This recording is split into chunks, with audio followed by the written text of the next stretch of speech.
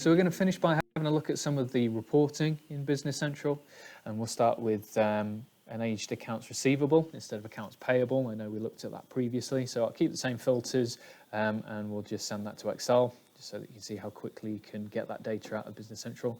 Again, with it being a Microsoft product, it's easy enough to display. So there we go, aged accounts receivable with a complete list based on all of our customers, including all of the detail there. Another report that I exported earlier was the trial balance by period starting at the beginning of the year. So we can see exactly what's going on here, which again is another nice report that you can get out of the system. But if for whatever reason the reports that you're looking for don't exist within these drop downs, or you're struggling to find them as you navigate through the system, you've also got the search capability. So if I want to, for example, get a customer statement, as an example, I can type customer.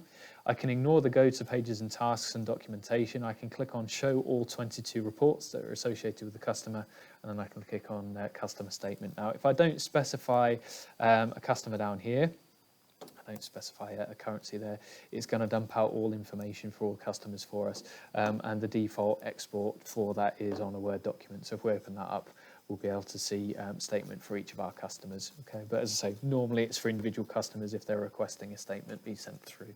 Okay, so very easy to report in Business Central. If you wanted to take that to the next level and report more visually, I know we've got some Power BI charts that exist already within the system, but you can view information within Power BI itself. So if you go into Office and then Power BI, you can link Business Central to a financial dashboard. Now, these dashboards are out the box and they are found in Microsoft's App Store if you're wanting to connect these preset dashboards to Business Central.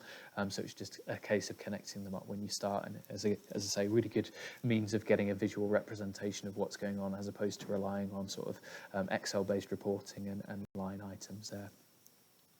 Okay. Another facility that we've got is Jet, who are a partner of ours, referred to now as Jet Global, and they offer a set of Excel-based reporting tools that can connect to Business Central as well. So if you do want a bit more information on that and how you can actually start creating your own reports as opposed to relying on us as a partner to do that for you, then it's definitely worth investigating. So as I say, just give us a shout if you require any more information. Hope that's been useful. See you soon. To order Dynamics 365 licenses or to sign up to a 30-day free trial, navigate to d365.link/now.